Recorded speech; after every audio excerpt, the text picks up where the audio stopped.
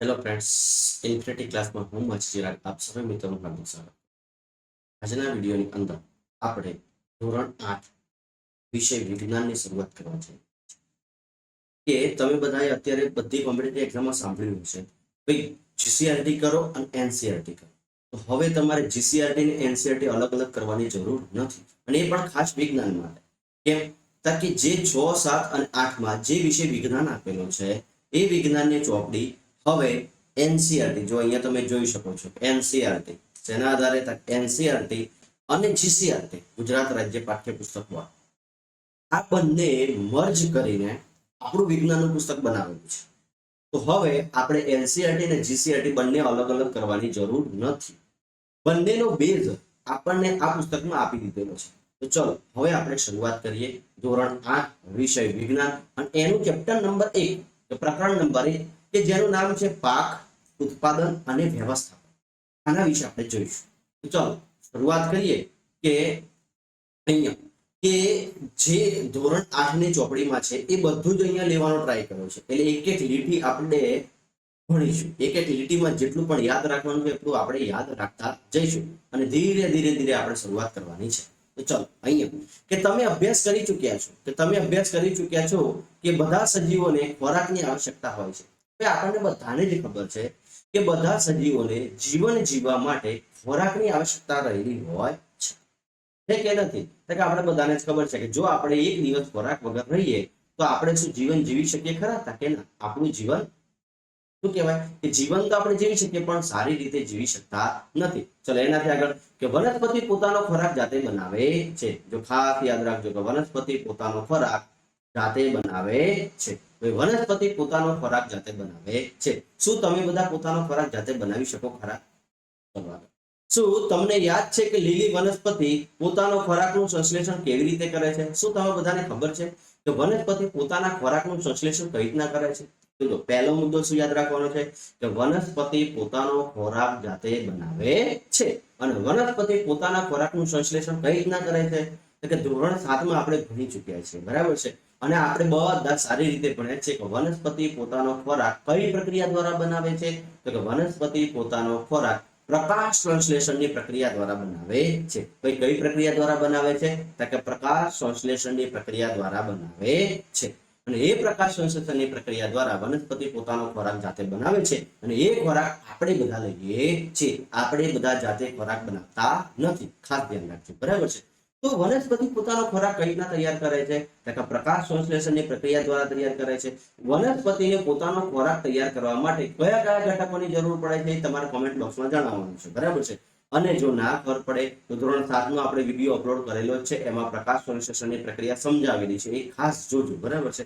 તો ચલો અહીંયા કે તમને એટલી તો ખબર પડી કે વનસ્પતિ પોતાના ખોરાકનું સંશ્લેષણ કેવી રીતે કરે છે? તો પ્રકાશ સંશ્લેષણની પ્રક્રિયા દ્વારા કરે છે. ચલો હવે આગળ જઈએ તો કે મનુષ્ય સહિત બધા પ્રાણીઓ પોતાનો ખોરાક જાતે જ બનાવવા અસમર્થ છે. કે મનુષ્ય અથવા તો બીજા બધા પ્રાણીઓ અથવા બીજા બધા સજીવો પોતાનો ખોરાક જાતે બનાવી શકતા નથી.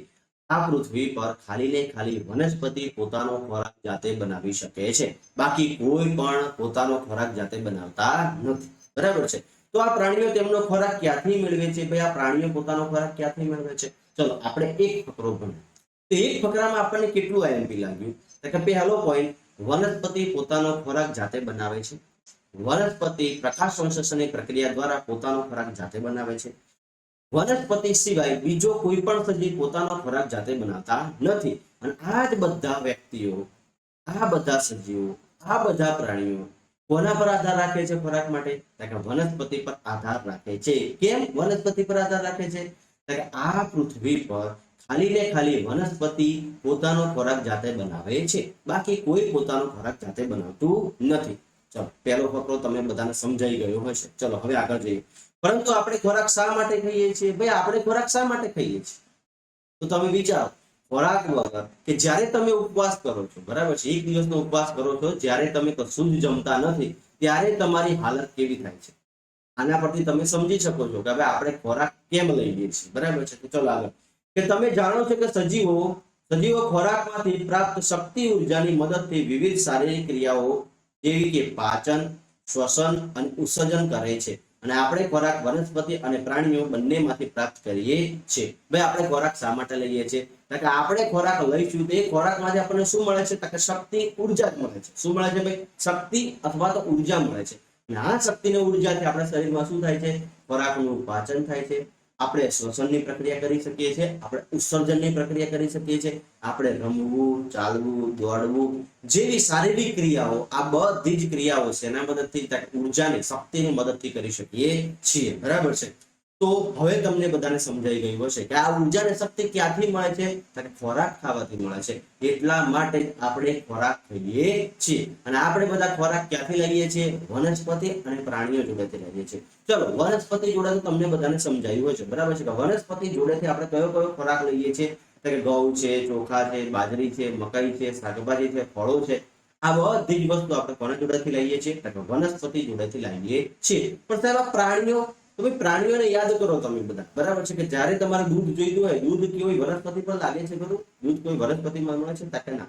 દૂધ આપણે ગાય કે ભેંસ જોડેથી લઈએ છીએ, તે કે પ્રાણીઓ જોડેથી લઈએ છીએ. પછી ઈંડા છે એ પણ કોના જોડેથી લઈએ છીએ? પ્રાણીઓ જોડેથી. માંસ છે એ બધું પણ આપણે કોના જોડેથી લઈએ છીએ? પ્રાણીઓ જોડેથી લઈએ છીએ. તો હવે તમને બધાને ખબર પડી ગઈ છે કે મનુષ્ય પોતાનો ખોરાક કોના જોડેથી મેળવે છે? કે મનુષ્ય પોતાનો ખોરાક વનસ્પતિ અને પ્રાણીઓ જોડેથી મેળવે છે. તો આશા રાખું છું કે પહેલી સ્લાઇડમાં તમને બધાને બધું ક્લિયર થઈ ગયું હશે. તો ચલો હવે આપણે થોડા આગળ વધીએ.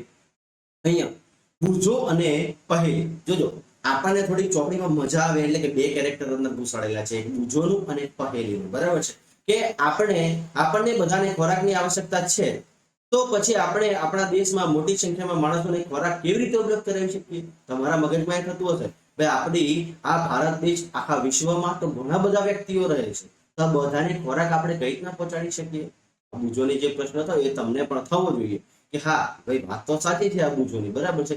કે પૃથ્વી પર તો અઢળક લોકો રહે છે, તો અઢળક લોકોને ખોરાક આપણે ક્યાંથી મેળવીશું? તો ચલો સમજીએ કે ખોરાકનું મોટા પાયે ઉત્પાદન કરવું આવશ્યક છે. તો પહેલી જવાબ આપ્યો બુજોનો કે ભાઈ ખોરાકનું મોટા પાયે ઉત્પાદન કરવું જરૂરી છે. જો મોટા પાયે આપણે ઉત્પાદન કરીશું તો દરેક વ્યક્તિને આપણે ખોરાક પહોંચાડી શકીશું. ચલો આગળ. એક વિશાળ જન સમુદાયને ખોરાક પ્રાપ્ત કરવા માટે તેનું નિયમિત ઉત્પાદન, યોગ્ય વ્યવસ્થાપન અને વિતરણ આવશ્યક છે. કે આપણે આ બધા લોકોને પહોંચી વળવા, વિશાળ સમુદાયને પહોંચી વળવા માટે આપણે શું કરવું પડશે? ખોરાકનું નિયમિત ઉત્પાદન કરવું પડશે. શું કરવું પડશે? નિયમિત ઉત્પાદન કરવું પડશે. પછી યોગ્ય વ્યવસ્થાપન કરવું પડશે અને વિતરણ આવશ્યક છે. શું કરવું પડશે? ભાઈ વિતરણ કરવું પડશે. શું કરવું પડશે? વિતરણ કરવું પડશે. એટલે કે જો તમે બધા કે સારું ઉત્પાદન થશે, એનું યોગ્ય આપણે સાચવી રાખીશું અને યોગ્ય વ્યક્તિ સુધી પહોંચાડીશું, તો દરેક વ્યક્તિને દરેક વસ્તુ, ચીજ વસ્તુ બધી જ મળી રહેશે. બરાબર છે? એટલે કે વિશાળ સમુદાયને પહોંચી વળવા માટે આપણે શું કરવું પડશે? નિયમિત ઉત્પાદન કરવું પડશે. શું કરવું પડશે ભાઈ? નિયમિત ઉત્પાદન કરવું પડશે, એનું યોગ્ય વ્યવસ્થાપન કરવું પડશે અને આવશ્યક રીતે વિતરણ કરવું પડશે કે દરેક વ્યક્તિને પહોંચી રહે એ પ્રમાણે વિતરણ પણ કરવું પડશે. તો ક્લિયર થઈ ગયું? આ બુજો અને પહેલીનો જે પ્રશ્ન હતો એનું સમાધાન આપણે અહીંયા જોયું. બરાબર છે? ચલો હવે આગળ.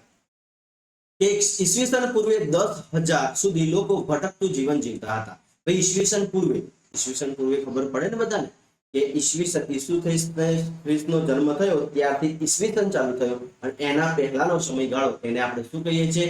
ઈસવીસન પૂર્વે કહીએ છીએ. મગજમાં ઈસુ ખ્રિસ્ત ભગવાનનો જન્મ થયો. બરાબર છે? ત્યાંથી આપણે ઈસવીસનની શરૂઆત થઈ. અત્યારે આપણું કયું ચાલે છે? ઈસવીસન. હા, ઈસવીસન આપણું કયું ચાલે છે? બરાબર છે? ઈસવીસન 2025. અત્યારે શું ચાલે છે? 2025.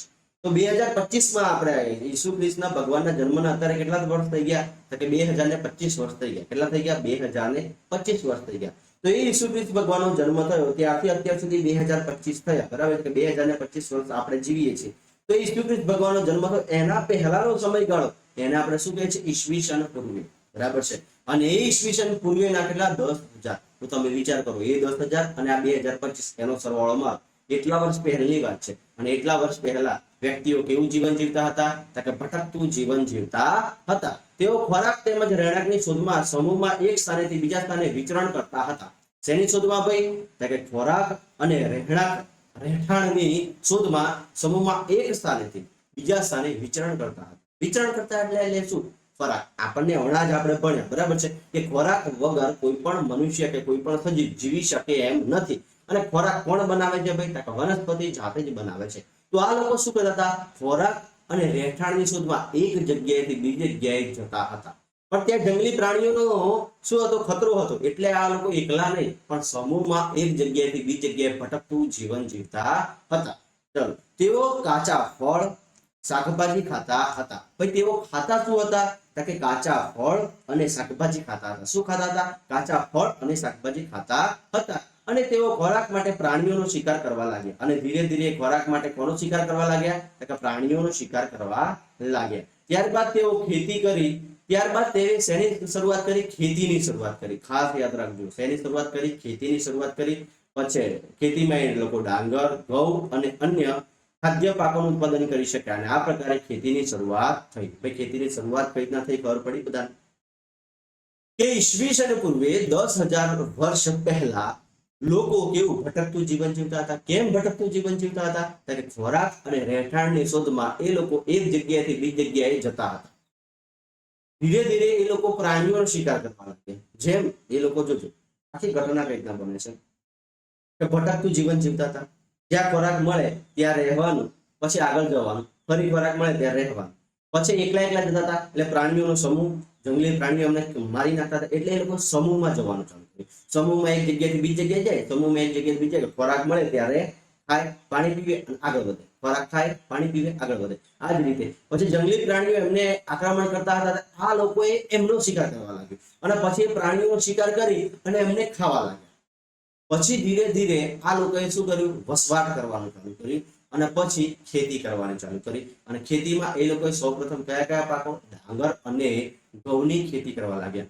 આ રીતે કઈ ખેતીની શરૂઆત થઈ તો પડી ખબર બધાને કે ખેતીની શરૂઆત કઈ રીતે થઈ આશા રાખું છું કે તમને બધાને ખબર પડી હશે કે ખેતીની શરૂઆત કઈ રીતે ચલો હવે આપણે આપણા ચેપ્ટરમાં આગળ વધીએ છીએ કે જ્યારે કોઈ એક જ પ્રકારના છોડને કોઈ સ્થાન પર મોટી માત્રામાં ઉછેરવામાં આવે તેને પાક કહે છે ભાઈ પાક કોને કહેવામાં આવે છે તો ફરી વાર છે કે જ્યારે કોઈ એક જ પ્રકારના છોડને કોઈ સ્થાન પર મોટી માત્રામાં ઉછેરવામાં આવે તેને પાક કહે છે ભાઈ તેને શું કહેવામાં આવે છે તો પાક કહેવામાં આવે છે જોજો ફરીથી કે જ્યારે કોઈ એક જ પ્રકારના છોડને એક સ્થાન પર મોટી માત્રામાં વધારે જથ્થામાં ઉછેરવામાં આવે તેને શું કહેવામાં આવે છે તો પાક કહેવામાં આવે છે ઉદાહરણ તરીકે આપણે ભણીએ તો ઘઉંના પાકનો અર્થ એ થાય કે ખેતરમાં ઉછેરવામાં આવેલા બધા છોડ ઘઉંના છોડ છે એટલે કે આપણે એક ખેતરમાં કે એક જગ્યાએ બધા જ છોડ ઘઉંના ઉછેરીએ તો એને આપણે શું કહીએ છીએ ભાઈ અહીંયા ખેતરમાં કયો પાક લેવામાં આવે છે ઘઉંનો પાક લેવામાં આવે છે કયો પાક લેવામાં આવે છે ભાઈ ઘઉંનો પાક લેવામાં આવે છે ચલો ક્લિયર થઈ ગયું હજી આગળ વધીએ કે તમે જાણો છો કે પાક વિવિધ પ્રકારના હોય છે આપણે જાણીએ છીએ તેમ પાક વિવિધ પ્રકારના હોય છે જેમ કે અનાજ શાકભાજી તેમજ ફળ તેઓને જે ઋતુમાં ઉગે છે તેના આધારે તેનું વર્ગીકરણ કરી શકાય છે આપણે બધા જોઈએ છે અનાજ ઘણી પ્રકારના છે ઘણા પ્રકારના શાકભાજી છે અઢળક પ્રકારના ફળ જોવા મળે છે તો આ જે ઋતુમાં ઉગે છે એને એ પ્રકારે અલગ કરવામાં આવેલા છે અને ભારત એક વિશાળ દેશ છે ભારત એક એવો દેશ છે કે વિશાળ દેશ છે અહીં તાપમાન ભેજ વરસાદ જેવી આબોકીય પરિસ્થિતિ એક ક્ષેત્રથી બીજા ક્ષેત્રમાં ભિન્ન છે કે આપણે આખો ભારત દેશ વિશાળ છે બરાબર છે દરેક જગ્યાએ તાપમાન અલગ છે દરેક જગ્યાએ ભેજ અલગ છે અને દરેક જગ્યાએ વરસાદ અલગ છે એટલે કે દરેક જગ્યાએ તાપમાન ભેજ અને વરસાદ અલગ અલગ છે એટલા માટે કે દરેક જગ્યાએ અલગ અલગ પાક ઉગાડવામાં આવે છે જો આગળ અહીંયા કે જેથી આબોહવાકીય પરિસ્થિતિ એક ક્ષેત્રથી બીજા ક્ષેત્રની ભિન્ન છે કેવી છે ભાઈ એક ક્ષેત્રથી બીજા ક્ષેત્રની આબોહવાકીય પરિસ્થિતિ કેવી છે જુદી જુદી છે તે મુજબ દેશના વિવિધ ભાગોમાં વિવિધ પ્રકારના પાક ઉછેરવામાં આવે છે અને આ વિવિધતાઓ ઉપરાંત પાકને બે મુખ્ય વિભાગમાં વહેંચી શકાય છે જે આ પ્રમાણે છે પાકને મુખ્ય બે ભાગમાં વહેંચી શકાય છે તો અહીંયાથી આ સ્લાઇડમાંથી તમને બધાને ખબર પડી છે કે પાક કોને કહેવાય બરાબર છે તો જો ફરીથી આપણે સ્લાઇડ ભણતા જઈએ છીએ એનું ફટાફટ રિવિઝન કરીએ છીએ અને આગળ વધીએ છીએ બરાબર છે તો જો પાક સૌથી પહેલા તો પાક કોને કહેવાય તો કે એક ખેતરની અંદર વિશાળ માત્રામાં એક જ પ્રકારના છોડ ઉછેરવામાં આવે છે તેને શું કહીએ છીએ આપણે પાક કહીએ છીએ જેમ કે ઘઉંનો પાક ઉદાહરણ તરીકે ઘઉંનો પાક તો કે ખેતરની અંદર જેટલા પણ છોડ છે બધા જ ઘઉંના હોય તેને આપણે શું કહીએ છીએ? ઘઉંનો પાક કહીએ છીએ. ખબર પડી પાક કોને કહેવાય? ચલો હવે આગળ વધીએ કે દરેકે દરેક આપણો ભારત દેશ કેવો છે? વિશાળ છે. શું છે ભાઈ? વિશાળ છે. અને આ વિશાળ દેશની અંદર દરેક જગ્યાએ થોડાક આપણે અંતરો કાપીશું, એટલે કે દરેક જગ્યાનું તાપમાન, દરેક જગ્યાનો ભેજ, દરેક જગ્યાનો વરસાદ બધી જગ્યાએ અલગ અલગ હોય છે. શું હોય છે ભાઈ? બધી જગ્યાએ અલગ અલગ જોવા મળે છે. આ એની શું કહેવાય? આબોહવાકીય પરિસ્થિતિ. ભાઈ આબોહવાકીય પરિસ્થિતિ શેના આધારે નક્કી કરવામાં આવે છે? એ જગ્યાનું તાપમાન, એ જગ્યાનો ભેજ, એ જગ્યાનો વરસાદ, આના આધારે આબોહવાકીય પરિસ્થિતિ નક્કી કરવામાં આવે છે. અને આ આબોહવાકીય પરિસ્થિતિ બધી જગ્યાએ અલગ અલગ હોય છે. એટલા માટે બધી જગ્યાએ અલગ અલગ પાક લેવામાં આવે છે. અને એ પાકને આપણે અલગ અલગ કઈ રીતના કરી શકીએ છીએ? કે અનાજ છે, શાકભાજી છે, ફળ છે, આ અલગ અલગ ઋતુમાં થાય એટલા માટે એને અલગ અલગ રીતે વેચવામાં આવે છે. અને આ વેચણી આપણે બે મુખ્ય ભાગોમાં કરી છે. કેટલા ભાગમાં? બે મુખ્ય ભાગોમાં. એને આપણે જોઈએ. ચાલો અહીંયા બે તમે જોઈ શકો છો. એક તો શું છે? ખરીફ પાક, અને બીજો કયો છે? રવિ પાક. ખરીફ પાક અને રવિ પાક. ચલો ખરીફ પાક અને રવિ પાક. ધોરણ 8 ની ચોપડીમાં આપણને બે જ પાક વિશે આપેલું છે. બરાબર છે? ખરીફ પાક, રવિ પાક, અને એના સિવાયનો જે બીજો આવે છે કયો છે? જાયદ પાક. કયો આવે છે? જાયદ પાક. પણ આ ટેક્સ્ટ બુક ની અંદર આપણને ખરીફ પાક અને રવિ પાક વિશેની માહિતી આપેલી છે. એટલે કે ટેક્સ્ટ બુક આધારિત આપણે જઈએ છીએ. બરાબર છે? જાયદ પાકની આપણે અહીંયા ચર્ચા કરીશું નહીં. બરાબર છે? કે અહીંયા આપણે ખરીફ પાક અને રવિ પાકની ચર્ચા કરીશું. કેમ? કે આ આખો વિડિયો ટેક્સ્ટ બુક આધારિત છે. ધોરણ 8 ની જે ટેક્સ્ટ બુક ની અંદર જેટલી પણ વસ્તુ આપેલી છે એ જ વસ્તુ આપણે લઈએ છીએ. ચલો અહીંયા ખરીફ પાક, કે જે પાકને વરસાદની ઋતુમાં રોપવામાં આવે છે તેને ખરીફ પાક કહે છે. ચલો પહેલો મુદ્દો ક્લિયર થયો કે જે પાકને વરસાદની ઋતુમાં રોપવામાં આવે છે તેને આપણે ખરીફ પાક કહીએ છીએ. એટલે અહીંયાથી તમને એ ક્લિયર થતું હશે ભાઈ ખરીફ પાક કઈ ઋતુમાં લેવામાં આવે છે? તો વરસાદની ઋતુમાં લેવામાં આવે છે. ચલો એનાથી આગળ જઈએ કે ભારતમાં વરસાદની ઋતુ સામાન્ય રીતે જૂન થી સપ્ટેમ્બર સુધીની હોય છે. ભાઈ કઈ? જૂન થી સપ્ટેમ્બર સુધીની હોય છે. એટલે તમને પરીક્ષામાં પૂછાય કે જૂન થી સપ્ટેમ્બર મહિના સુધી કયો પાક ઉગાડવામાં આવે છે? તો કયો પાક ઉગાડવામાં આવે છે? ખરીફ પાક ઉગાડવામાં આવે છે. ભાઈ કયો પાક ઉગાડવામાં આવે છે? ખરીફ પાક ઉગાડવામાં આવે છે. અથવા બીજો પ્રશ્ન પૂછાય વરસાદની ઋતુમાં ભારત દેશમાં કયો પાક ઉગાડવામાં આવે છે? તો કે ખરીફ પાક ઉગાડવામાં આવે છે. અથવા તો વરસાદની ઋતુમાં જે પાક ઉગાડવામાં આવે છે તેને આપણે કયો પાક કહીએ છીએ? તો ખરીફ પાક કહીએ છીએ. ચલો ક્લિયર થાય છે? કેટલા બધા પ્રશ્નો આપણને અહીંયાથી મળી જશે. બરાબર છે? હજી થોડાક આગળ વધીએ. ચલો કે આ ખરીફ પાકમાં કયા કયા ખરીફ પાકના ઉદાહરણો આપો તો કયા કયા છે? એક તો ડાંગર, મકઈ, સોયાબીન, મગફળી, કપાસ, આ બધા કેવા પાક છે ભાઈ? ખરીફ પાક. કેવા છે ભાઈ? ખરીફ પાક. તો જો તમે નોટ બનાવતા હોય તો અંદર લખવાનું ખરીફ પાક.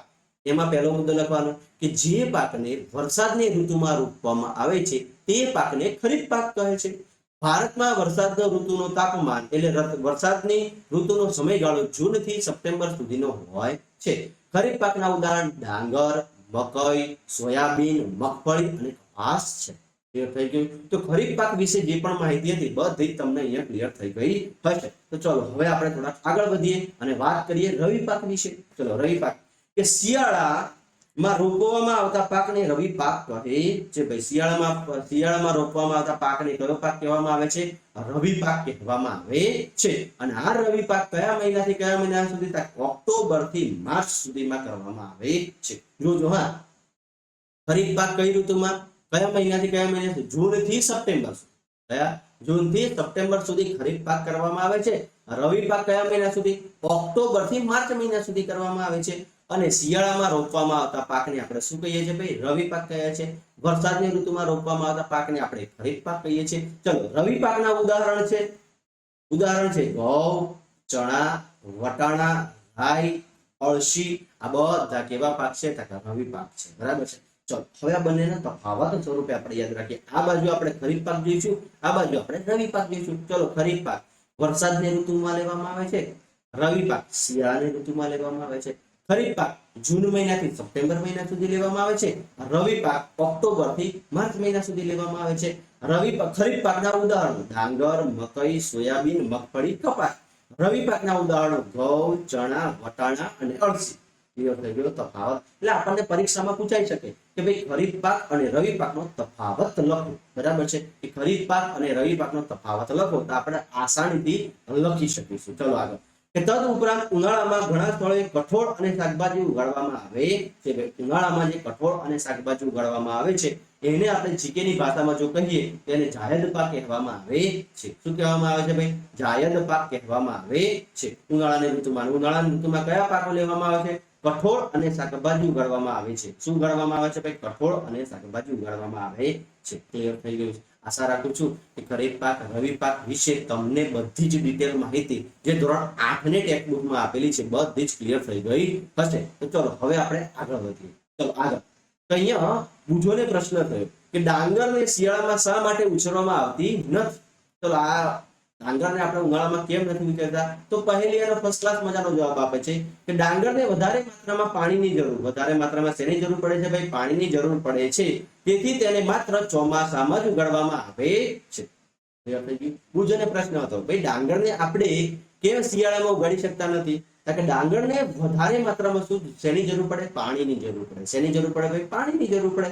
અને એ પાણી આપણને ક્યારે મળે? વરસાદની ઋતુમાં મળે. એટલા જ માટે ડાંગરને વધારે માત્રામાં પાણીની જરૂર હોવાથી આપણે તેને ચોમાસામાં ઉછેરીએ છીએ. તો ચલો હવે આપણે આગળ વધીએ. ચલો ખેત પદ્ધતિઓ, અહીંયા શું આપેલું છે આપણને?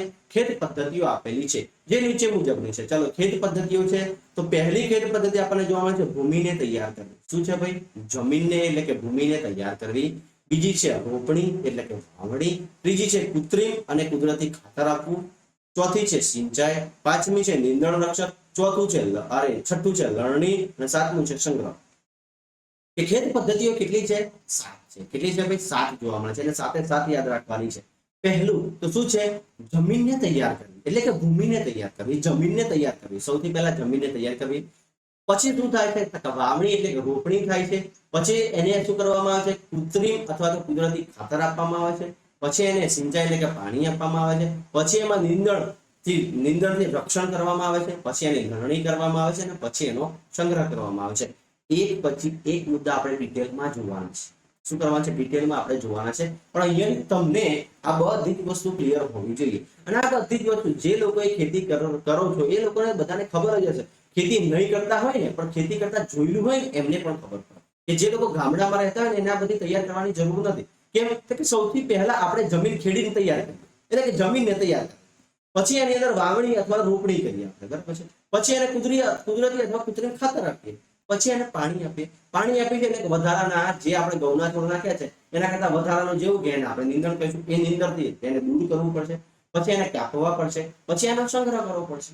ક્લિયર થાય છે? આ જ વસ્તુ છે. તો આ બધી જ વસ્તુ તમારે યાદ રાખવાની છે. કે ખેત પદ્ધતિઓ કેટલી છે? તો કે ખેત પદ્ધતિઓ આપણને કેટલી જોવા મળે છે? કે 7 જોવા મળે છે. કેટલી જોવા મળે છે? 7. પહેલું ભૂમિને તૈયાર કરવી.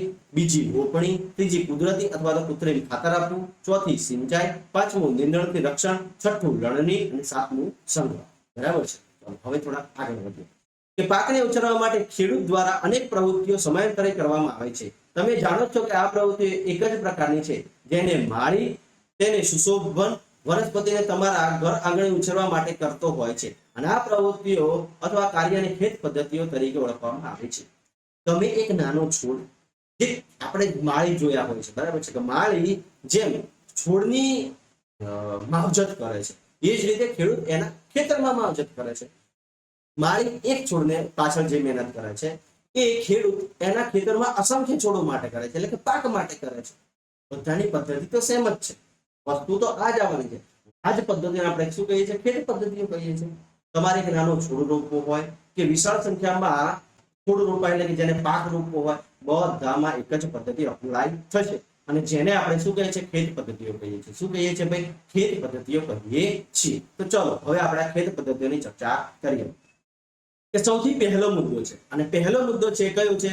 ભૂમિને તૈયાર કરવી. શું છે ભાઈ? ભૂમિને તૈયાર કરવી. તો ભૂમિને તૈયાર કરવી. ભૂમિને તૈયાર કરવી એટલે કે જમીનને તૈયાર કરવી. બરાબર છે.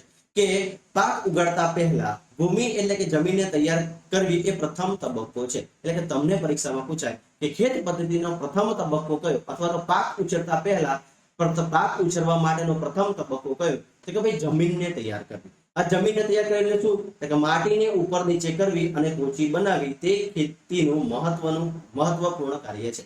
કે જમીનને ઉપર નીચે કરવી એટલે કે જમીનનું ખેડા. જો જમીનને ખેડે છે એટલે શું કરે છે? નીચેની જમીન ઉપર અને ઉપરની જમીન નીચે. આને શું કહીએ છીએ? ખેડાણ કહીએ છીએ. અને આ ખેડાણ માટીને ઉપર નીચે કરવી અને જમીનને કેવી બનાવી? પોચી બનાવી. આ ખેતીનું એક મહત્વપૂર્ણ પાસું છે. જો તમે સપાટ જમીન હોય, ખેડા વગરની જમીન, એમાં દાણા નાખી દેશો, એમાં વાવણી કરશો તો એ તમને બરાબર ઉપજ આપશે નહીં. પણ જમીનને શું કરવી પડે? કે વાવણી કરવા માટે એને જમીનને ઉપર નીચે, માટીને ઉપર નીચે કરવી પડે. બરાબર છે? એટલે એના માટે ખેડવી પડે. ચલો આથી મૂળ જમીનમાં ઊંડાઈ સુધી જઈ શકે અને પોચી જમીન શા માટે મૂળને શ્વસન કરવામાં સહાય કરે છે? કે આ જમીન છે, બરાબર છે, કે જમીનને આપણે માટીને ઉપર નીચે કેમ કરીએ છીએ? કે જમીન જે આપણે છોડ વાવીશું એના મૂળિયા ઊંડે સુધી જઈ શકે. ક્યાં સુધી જઈ શકે? ઊંડે સુધી જઈ શકે. અને જે આપણે છોડ વાવ્યો છે એને શ્વસનમાં પણ મદદ કરી શકે. બરાબર છે? એના માટે જે શ્વસનમાં મદદ કરી શકે એટલા માટે આપણે જમીનની માટીને ઉપર નીચે કરવી જોઈએ. અને આ ખેતીનું શું છે? મહત્વપૂર્ણ પાસું છે. ચલો આગળ. કે પોચી જમીન માટીમાં રહેલા અળસિયા અને સૂક્ષ્મજીવોને વૃદ્ધિ કરવામાં સહાય કરે છે. ભાઈ પોચી જમીન હોય એ કોને મદદ કરે છે? અળસિયાઓને પણ મદદ કરે છે. અને અળસિયું એ ખેડૂતનો મિત્ર કહેવામાં આવે છે. શું કહેવામાં આવે છે? ખેડૂતનો મિત્ર.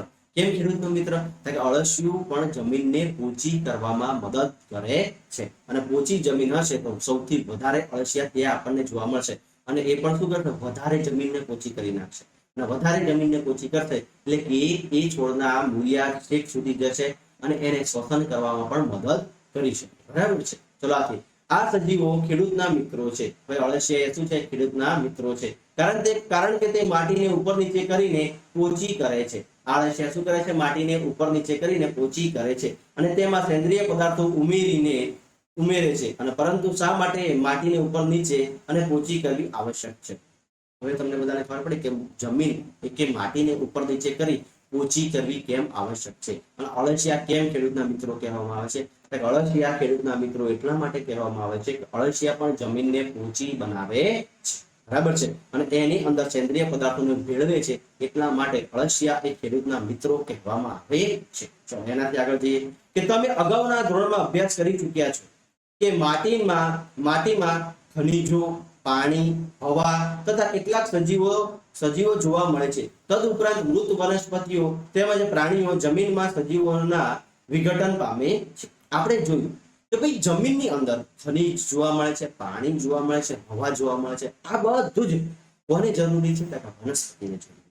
કોને જરૂર છે? વનસ્પતિને જરૂર છે. અને આ જ વનસ્પતિ મોટા પ્રમાણમાં કે મોટા ઝાડ તમે જોયા હશે, એના પાંદડા ખરીને નીચે પડે છે, એની ડાળીઓ ખરીને નીચે પડે છે.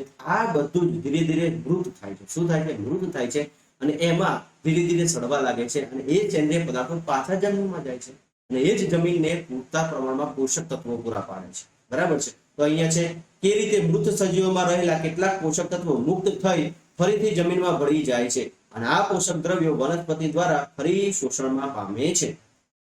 આપણને બધાને ખબર છે ત્યાં સુધી વનસ્પતિને પ્રકાશ સંશ્લેષણની પ્રક્રિયા પૂરી કરવા માટે જમીનમાંથી શેની વસ્તુની જરૂર પડે?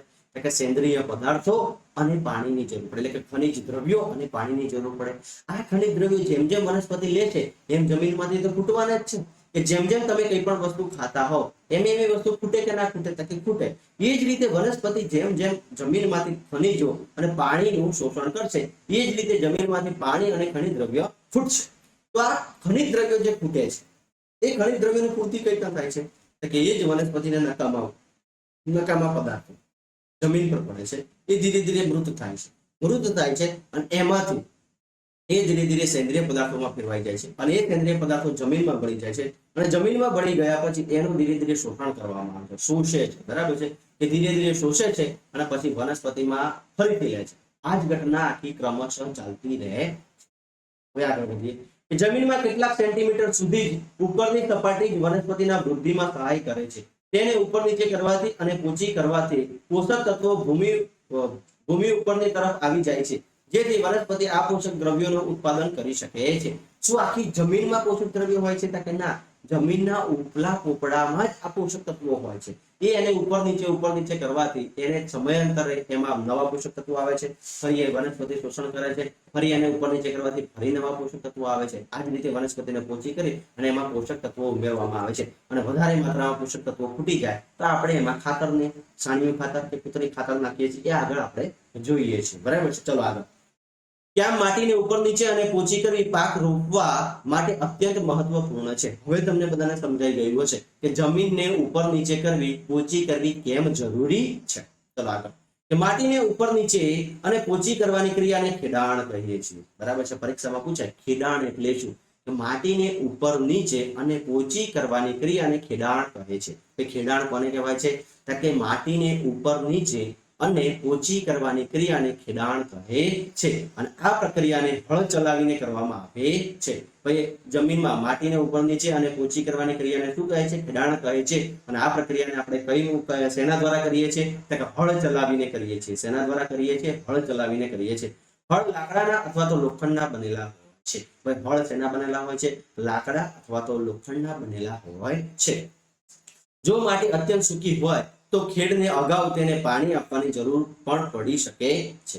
કે જો જમીન અત્યંત સૂકી હોય, કે જો તમે હળ ચલાવો છો પણ જમીન ઉખડતી નથી, એટલે કે જમીન ખેડાતી નથી, તો એને અગાઉ પાણી આપી એને થોડીક એ કરી અને પછી એને ખેડવી જોઈએ. કે ખેડેલ ખેતરમાં માટીના મોટા મોટા ટુકડાઓ પણ હોઈ શકે છે, જેને ઢેફા કહે છે. આપણે જ્યારે જમીનને ખેડીએ છીએ, જો જમીનને ખેડા, જો પહેલા તો ખેડાણ એટલે શું? કે માટીને ઉપર નીચે અને પોચી કરવાની ક્રિયાને ખેડાણ કહે છે. ખેડાણ કઈ શેના દ્વારા કરવામાં આવે છે? કે હળ દ્વારા કરવામાં આવે છે. હળ શેના બનેલા હોય છે? કે લાકડા અથવા તો લોખંડના બનેલા હોય છે. એ હળને આપણે ખેડીશું. બરાબર છે. કે માટીને ઉપર નીચે કરવા માટે ઉપયોગ કરીશું. પણ અમુક જમીન એટલી બધી વધારે સૂકી હશે, બરાબર છે, તો એ ખેડાશે નહીં. એના માટે જમીનને અગાઉ શું આપવું પડશે? પાણી આપવું પડશે. જમીનને પોચી કરવી પડશે, પછી એને ખેડીશું. અને જ્યારે જમીનને ખેડીએ છીએ તો મોટા મોટા માટીના ઢેફા છૂટા પડે છે. આ માટે મોટા મોટા માટીના ટુકડાઓ છૂટા પડે છે. આ ટુકડાઓને શું કહે છે? ઢેફા કહેવામાં આવે છે. શું કહેવામાં આવે છે ભાઈ? ઢેફા કહેવામાં આવે છે. અને આ ઢેફાઓને તોડવા આવશ્યક હોય છે. આ ઢેફાઓને તોડવા આવશ્યક હોય છે. બરાબર છે. માટીના મોટા મોટા ઢેફા થઈ ગયા હોય અને તોડવા આવશ્યક હોય છે. એટલે ખેતરને સમતળ કરવું અને વાવણી અને સિંચાઈ માટે લાભદાયક હોય છે. ખેતરને કેવું કરવું ભાઈ? સમતળ, એકદમ સમતળ કરવું જરૂરી છે. એ લાભદાયક છે. અને આ કાર્ય માટે સમાર દ્વારા કરવામાં આવે છે. કે ખેતરને સમતલ કરવું, ઢેફા ભાગવા, આ બધું શેના દ્વારા? સમાર દ્વારા કરવામાં આવે છે. શેના દ્વારા? સમાર. કે લાકડાનો મોટો ટુકડો હોય એ ટ્રેક્ટર પાછળ અથવા હળ પાછળ બાંધેલો હોય એને આપણે શું કહીએ છીએ? સમાર કહીએ છીએ. શું કહીએ છીએ? સમાર. જો કેટલાક શબ્દો છે અહીંયા. પહેલો તો ખેડાણ. ખેડાણ એટલે શું? તમને બધાને ક્લિયર થઈ ગયું હશે. પછી ઢેફા એટલે તમને ખબર પડી ગઈ છે. સમથળ એટલે ખબર પડી ગઈ છે. અને સમાર એટલે પણ ખબર પડી ગઈ હશે. આપણે રાઉન્ડ કર્યા છે કે તમને એ ફોકસ એના પર રહે. બરાબર છે. કે જ્યારે તમે ચોપડી વાંચતા હોય એ રીતે આઈએમપી વસ્તુ હોય એના પર રાઉન્ડ કરતા જાઓ, બાકી તો તમે લાઈન કરતા જાઓ. બરાબર છે. ચલો સૌથી પહેલા ખેડાણ કોને કહેવામાં આવે? કે માટીને ઉપર નીચે અને પોચી કરવાની ક્રિયાને ખેડાણ કહીએ છીએ. ઢેફા કોને કહેવાય છે? કે જ્યારે આપણે માટીને ખેડીએ છીએ ત્યારે માટીના મોટા મોટા ટુકડા છૂટા પડે છે, તેને ઢેફા કહેવામાં આવે છે. અને વાવણી, રોપણી અને સારી રીતે ઉપજાવ થાય એટલા માટે ખેતરને કેવું કરવું જોઈએ? સમથળ કરવું જોઈએ. સમથળ કરવા માટે શેનો ઉપયોગ કરવામાં આવે છે? કે સમારનો ઉપયોગ કરવામાં આવે છે. સમાર દ્વારા શું થાય છે? કે માટીના ઢેફા તૂટી જાય છે અને જમીન કેવી બને છે? સમતળ બને છે. કેવી બને છે ભાઈ? સમતળ બને છે. ક્લિયર થશે? સમજાય છે? ચલો હવે આગળ વધીએ. કે કેટલીક વખત શું આપેલું છે ભાઈ? કેટલીક વખત જમીનને ખેડતા પહેલા જમીનમાં કુદરતી ખાતર પણ ઉમેરવામાં આવે છે. કેટલીક વખત આપણે જોતા હોઈએ છીએ કે કેટલી વખત જમીનને ખેડતા પહેલા એડવાન્સમાં એની અંદર શું નાખી દેવામાં આવે છે? કુદરતી ખાતર નાખવામાં આવે છે. કે છાણિયું ખાતર નાખી દેવામાં આવે છે. જે કુદરતી ખાતરને ભૂમિમાં યોગ્ય રીતે મિશ્રિત થવામાં મદદ કરે છે. અને જમીનમાં બીજ રોપતા પહેલા જમીનને પાણી આપવામાં આવે છે.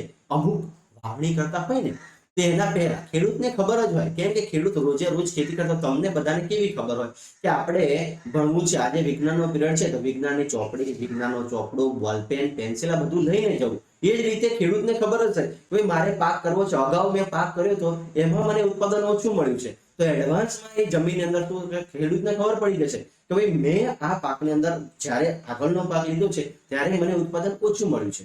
ઉત્પાદન ઓછું મળ્યું છે એટલા માટે અંદર શું કરશે? કે આ જમીન અંદર સેન્દ્રિય પદાર્થો ખૂટી ગયા છે, એટલે કે એડવાન્સમાં એ ખાતર નાખી દેશે. છાણિયું ખાતર નાખશે, પછી એની ખેડ કરશે, એટલે કે બધું છાણિયું ખાતર આખી જમીનમાં કમ્પ્લીટ ભળી જશે.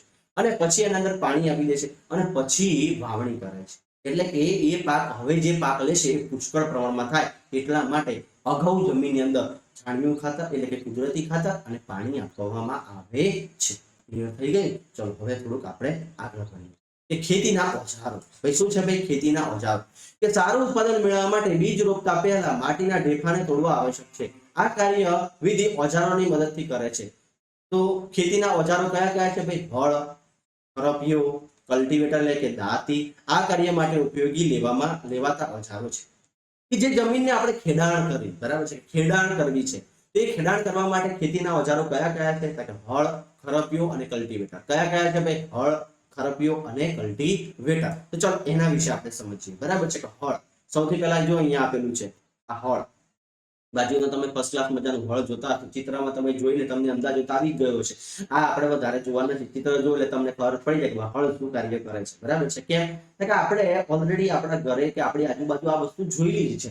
બરાબર છે. તો હળ હોય છે, બરાબર છે. હળમાં જો આ પહેલું ઉપરનું જે હોય એને શું કહીશું? જોત કહીશું. પછી અહીંયા જે આ છે લાંબુ છે એને શું કહીશું આપણે? હળસાફ્ટ કહીશું. જો અહીંયા દેખાય છે આ લાંબુ જે દેખાય છે એને શું કહીશું? હળસાફ્ટ કહીશું. અને આગળનું જે આ ભાગ હોય છે જેનાથી જમીન ખેડાય છે એને શું કહીશું? ફાળ કહીશું. શું કહીશું ભાઈ? ફાળ કહીશું. શું કહીશું? ફાળ. ફાળ. બરાબર છે. હળસાફ્ટ, ફાળ, જોત.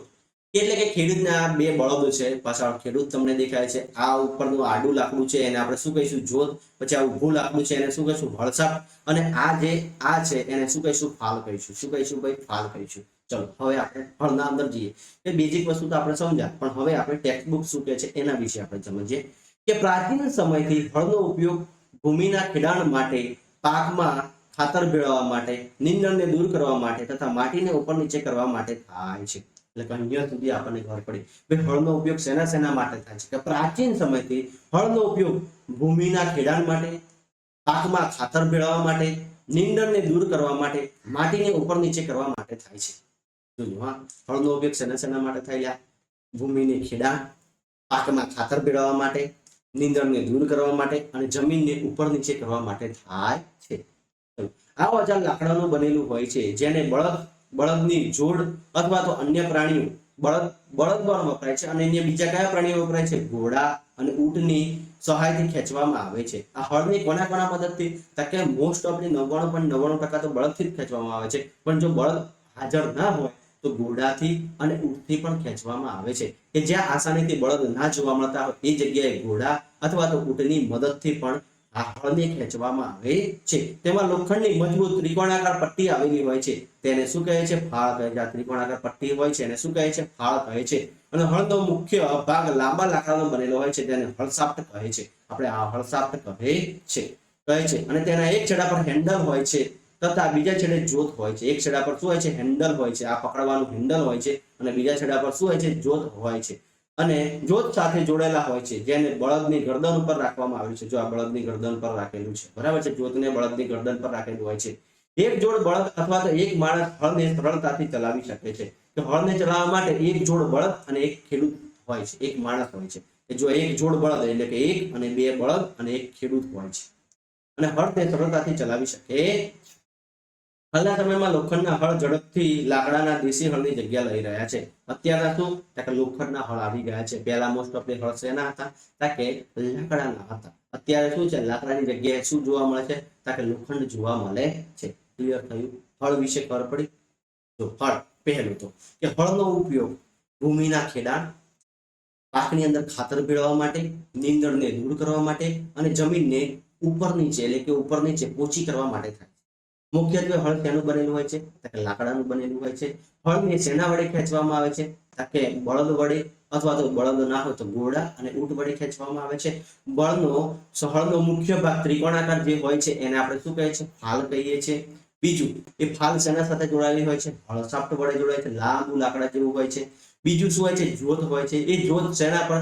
કે પ્રાણીઓની ગરદન પર રાખવામાં આવે છે. અને આ હળને ચલાવવા માટે બે જોડ બળદ અને એક ખેડૂત આટલી આવશ્યકતા હોય છે. અને અત્યારે જે મોસ્ટ ઓફ હળ જોવા મળે છે એ લાકડાના હતા, પણ અત્યારે એ લાકડાના હળની જગ્યા કોણે લઈ લીધી છે?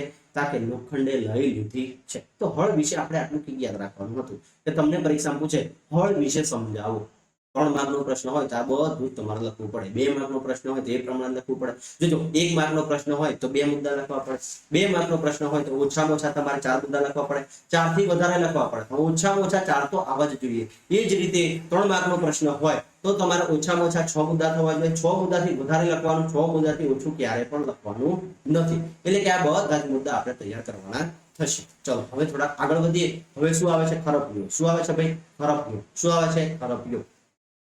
કે આ એક સાદું ઓજાર છે. ખરપિયો શું છે? સાદું ઓજાર છે જે નીંદણને દૂર કરવા અને જમીનને પોચી કરવા માટે વપરાય છે. શેના માટે? નીંદણને દૂર કરવા અને જમીનને પોચી કરવા માટે શું વપરાય છે? ખરપિયો વપરાય છે. જે લોખંડ કે લાકડાનો લાંબો દંડો આવેલો હોય છે તેના પર એક છેડે મજબૂત પહોળી અને લોખંડની વળેલી એક તકતી જોડાયેલી હોય છે. જોજો અહીંયાથી આ લોખંડની લાંબી શું આવેલી હોય છે કે લાંબી સાફ્ટ આવેલી હોય છે. જો લોખંડની લાંબો દંડો આવેલો હોય છે, લાંબો દંડો હોય છે, વળેલી પ્લેટ આવેલી હોય છે જેને આપણે અહીંયા હેન્ડલ જોવા મળે છે, પકડ જોવા મળે છે, બીંબ જોવા મળે છે. આ જોત આપણે હમણાં જે કહેતા હતા ને આ જોત હોય છે ને ધરીનો સળિયો. કે અહીંયા વળેલી એક તકતી આવે છે. જો આ વળેલી તકતી જોવા મળે છે, વળેલી તકતી જોડાયેલી હોય છે જે બ્લેડની માફક કાર્ય કરે છે. બ્લેડ જે આમ બ્લેડ હોય છે ને બબ્લેડની માફક જમીનને ચીરવાનું કામ કરે છે. તેને પ્રાણીઓ દ્વારા ખેંચવામાં આવે છે. આને પણ પ્રાણીઓ દ્વારા બળદ, ઘોડા અથવા તો ઊંટ દ્વારા ખેંચવામાં આવે છે. આ હળ જેવું જ કાર્ય છે ભાઈ, બરાબર છે. ખરપિયાનું હળ જેવું જ કાર્ય હોય છે પણ આ ધીરે જમીન આખી ચીરી નાખે છે. બ્લેડ જેવું કાર્ય કરે છે. જેમ તમે પતરેથી જેમ જમીનને કોઈ પણ વસ્તુને કાપો છો ને બ્લેડ દ્વારા કાપો છો ને એ જ રીતે બ્લેડની માફક આ જમીનને કાપી નાખે છે. બરાબર છે? થાય છે? સમજાય છે? ચલો ખરપિયા વિશે આપણે ભણ્યા. હવે આપણે શેના વિશે ભણીશું? કે દાંતી વિશે ભણીશું. શેના વિશે ભણીશું ભાઈ? દાંતી વિશે.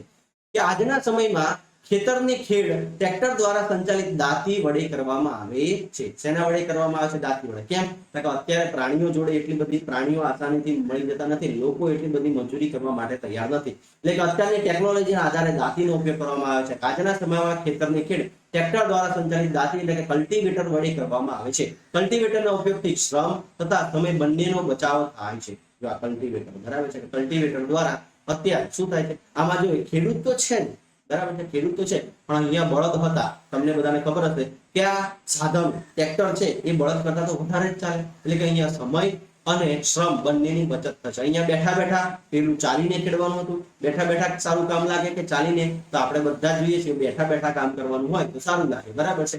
એટલે કે આ અત્યારે શ્રમ અને સમયની બંનેની બચત કરવા માટે અત્યારે ખેડ શેના દ્વારા કરવામાં આવે છે? એટલે દાંતી વડે એટલે કે કલ્ટિવેટર વડે કરવામાં આવે છે. ક્લિયર થાય છે? સમજાય છે?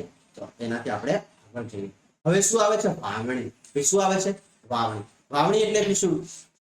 કે વાવણી પાક ઉત્પાદનનો મહત્વનો તબક્કો છે. ભાઈ વાવણી એ શું છે? કે પાક ઉત્પાદનનો મહત્વનો તબક્કો છે. વાવણી પહેલા સારી ગુણવત્તાવાળા સ્વચ્છ અને તંદુરસ્ત બીજની પસંદગી કરવામાં આવે છે. ભાઈ આપણે વાવણી કરવી છે તો આપણે ઘઉંના પાકની વાવણી કરવી છે તો સૌથી પહેલા ઘઉંના સારા બીજ જોઈએ. બરાબર છે? અને એના માટે આપણે શું કરવું જોઈએ? ઘઉંની ગુણવત્તા, એની સ્વચ્છતા, તંદુરસ્ત અને બીજની પસંદગી કરવી પડે. એટલે પહેલા સારા એવા બીજની પસંદગી કરવી પડે. અને ખેડૂત સારી ઉપજ પ્રાપ્ત કરવા માટે બીજને અગ્રિમતા આપે છે. કે જો બીજ સારા હશે તો આપણને પાક સારો એવો મળશે. એટલે વાવણી પાક ઉત્પાદનનો મહત્વનો તબક્કો છે. વાવણી આપણે મહત્વનો તબક્કો છે. જો આપણે સારા બીજ વાવીશું તો સારું ઉત્પાદન થશે. જો આપણે સારા બીજ નહીં વાવીએ તો ઉત્પાદન પણ સારું નહીં થાય. એટલા માટે કે વાવણી માટે બીજ સારા લેવા જરૂરી છે. ક્લિયર થઈ ગયું? તો હવે આ બીજની પસંદગી ખેડૂત કઈ રીતના કરે? સામાન્ય પ્રમાણે ખેડૂત બીજની પસંદગી કઈ રીતના કરે છે આપણે સમજીએ. કે એક આ પહેલીને પ્રશ્ન થાય છે કે એક દિવસ મેં મારી મમ્મીને ચણાના કેટલાક દાણાને વાસણમાં રાખીને તેમાં કેટલું પાણી ઉમેરતા જોયા. થોડી મિનિટ પછી કેટલાક બીજ પાણી ઉપર તરવા લાગ્યા. મને આશ્ચર્ય થયું કે કેટલાક બીજ પાણી પર કેમ તરે છે? તમને ભાઈ આવો સવાલ થયો હશે. બરાબર છે? કે જ્યારે આ બીજની પસંદગી કરવાની હોય ત્યારે ખેડૂત સૌથી પહેલા શું કરતો હોય છે? તો કે એક મોટા પાત્રની અંદર કે મોટા વાસણની અંદર બીજ નાખે છે અને એ બીજમાં પાણી ઉમેરે છે. જે પણ બીજ ઉપર તરે છે એ બીજને સાઈડ પર લઈ લે છે અને જે બીજ પાણીના તળિયે બેઠેલા હોય છે, પાણી પર તરતા નથી, એ બીજને વાવણી કરે છે. કેમ? કે જે ઉપર તરે છે એ બીજ કેવા હશે? ક્ષતિગ્રસ્ત હશે. એમાં કાણા પડી ગયેલા હશે, એમાં જીવડા પડી ગયેલા હશે. ક્ષતિગ્રસ્ત હશે એટલે કે વજનમાં કેવા થઈ ગયા હશે? હલકા થઈ ગયા હશે. હલકા હશે એટલે કે પાણી પર તરશે અને એની અંદર જો કોઈ જીવડાએ કાણા કરી દીધા હશે તો એમાં અંદર પાણી ભરાઈ જશે ને ઉપર આવી જશે. હવે ઉપર આવી જશે એને સાઈડ પર લઈ અને જે નીચે હશે કે જે સારા બીજ હશે એ તળિયે બેઠેલા છે એ બધાને ખેડૂત લઈ અને પછી એની વાવણી કરતા હોય છે. શું કરતા હોય છે? વાવણી કરતા હોય છે. ચલો આપણે થોડુંક આગળ જોઈએ કે શું એવા બીજ છે જે પાણી ઉપર તરે છે? આ બીજ પાણીમાં તળિયે બેસી જાય છે તેના કરતા હલકા હોય છે કે ભારે હોય છે? જે ઉપર તરે છે એ બીજ કેવા હોય છે ભાઈ? હલકા હોય છે. અને જે તળિયે બેસી જાય છે એ બીજ કેવા હોય છે? ભારે હોય છે. આ બીજ શા માટે હલકા હોય છે? કે ક્ષતિગ્રસ્ત બીજમાં પોલા થઈ જાય અને તેના કારણે હલકા થઈ જાય છે, એટલે કે પાણી પર તરવા લાગે છે. ભાઈ પાણી પર કેમ તરવા લાગે છે ખબર પડી ગઈ ને? એક ક્ષતિગ્રસ્ત થઈ ગયા છે અથવા તો એની અંદર પોલા પડી ગયા એટલે કે વજનમાં હલકા થઈ ગયા છે, એટલે કે પાણી પર તરવા લાગે છે. અને જે સારા બીજ હશે એ નીચે બેસી ગયા છે. સારા બીજ સ્વસ્થ બીજને ક્ષતિગ્રસ્ત બીજથી અલગ કરવાની આ એક સારી રીત છે. કે સૌથી સારામાં સારી રીત આપણે જોઈ પહેલીની જે એની મમ્મીને કરતા જોયું છે એ જ આપણે વસ્તુ સારામાં સારી રીત છે. એટલે મેં તમને કીધું કે સૌથી સારામાં સારી રીત આ છે કે પાણીની અંદર મોટા વાસણ લેવાનું, એની અંદર બીજ નાખવાનું, એની અંદર પાણી નાખવાનું. જે ક્ષતિગ્રસ્ત બીજ હશે એ ઉપર આવી જશે, જે ભારે બીજ હશે તળિયે બેસી જશે અને એ સારા બીજ હશે. ક્લિયર? ચલો હવે આપણે આગળ જઈએ કે વાવણી પહેલા એક મહત્વનું કાર્ય એ છે કે બીજ રોપવાના ઓજારો વિશે જાણવું. કે બીજ રોપવાના ઓજાર વિશે આપણે જાણવું. તો ચલો પરંપરાગત ઓજારો. પરંપરાગત બીજ ઓજારો કયા કયા છે? પરંપરાગત રીતે બીજની વાવણી કરવા માટે વપરાવામાં આવતું ઓજાર ગળણી આકારનું હોય છે. જો આ ગળણી આકારનું ઓજાર તમને જોવાય છે ત્યાં ગળણી આકારનું હોય છે, જેને ગળણીની અંદર નાખવાથી એક ધારદાર અણીવાળા છેડા દ્વારા યુક્ત 2 કે 3 પાઇપમાંથી પસાર થાય છે અને આ છેડાઓમાં માટીમાં ખૂંપીને ત્યાં બીજ સ્થાપિત કરવામાં આવે છે. આ જે પેલી હળસાપ હોય ને, હળસાપ જોડે જો આ લાંબી પાઇપ છે એ હળસાપ જોડે હોય એટલે કે આ રીતે જમીન જોડે હોય કે જેવી હળસાપ જશે એવું બીજ અહીંયા સ્થાપિત થાય. બરાબર છે? કે ઊંડે સુધી બીજ આ વાવણી આ રીતે ગળણી આકારના સાધન વડે કરવામાં આવે છે. ચલો બીજું સાધન કયું છે? કે જો વાવણીઓ. શું છે ભાઈ? વાવણીઓ. પેલું શું હતું? કલ્ટિવેટર. આ શું છે? વાવણીઓ. હમણાં જે ખેડૂત હતો જો તો અહીંયા તમે ખેડૂત એક સમય એક જ વાવણી દ્વારા એક જ બીજને રોપતો હતો, પણ હવે અહીંયા શું કહે છે? કલ્ટિવેટર દ્વારા જો 1 2 3 4 5 6 7 8 9 અને 10 એક સાથે કેટલા બીજ વાવી શકશે? હવે 10 બીજ વાવી શકશે વાવણી દ્વારા. કે આજના જમાનામાં ટ્રેક્ટર દ્વારા સંચાલિત વાવણીયાનો ઉપયોગ થાય છે અને જે બીજને સમાન અંતર તેમાં સમાન ઊંડાઈએ રોપે છે તે સુનિશ્ચિત કરે છે અને રોપણી પછી બીજ માટી દ્વારા ટાંકેલું રહે છે અને આ બાબતે બીજને પક્ષીઓ દ્વારા ખાઈ જવાની ક્રિયા બચાવે છે. અને વાવણીયા દ્વારા રોપણી કરવાથી સમય અને મહેનત બંનેનો બચાવ થાય. જો હળ દ્વારા શું થતું હતું? હળ દ્વારા પેલી ગળણી આકારના સાધન વડે આપણે એક બીજને વાવતા હતા, એમાં સૌથી વધારે સમય લાગતો હતો અને એ વાવણી કર્યા પછી એ જમીન એ બીજ પર પાછી માટી તમારે નાખવી પડતી, એટલે કે ફરી તેના પર હળ ચલાવી અને માટી એના પર નાખવી પડતી. પણ આ વાવણીયા દ્વારા એક સાથે 10 બીજ, પેલા હળની અંદર 10 એક જ બીજ, આમાં 10 બીજ, આમાં બધાની ઊંડાઈ સરખી. બરાબર છે? બધા બીજ સરખી ઊંડાઈ જશે. પેલામાં બધા બીજ અલગ અલગ ઊંડાઈ જતા હતા. કેમ? કે જેમ ઊંચી આવે ઊંચું હળ ઊંચું નીચું થાય એટલે કે બીજ શું કહેવાય? સરખી ઊંડાઈ જતા હતા. આમાં બીજ સરખી ઊંડાઈ જશે. એક સાથે 10 બીજ વવાશે અને જેવા બીજ વવાશે એવી જ એના પર માટી આવી જશે, એટલે કે પક્ષીઓથી તૈયારીમાં શું થાય? રાહત મળી જશે.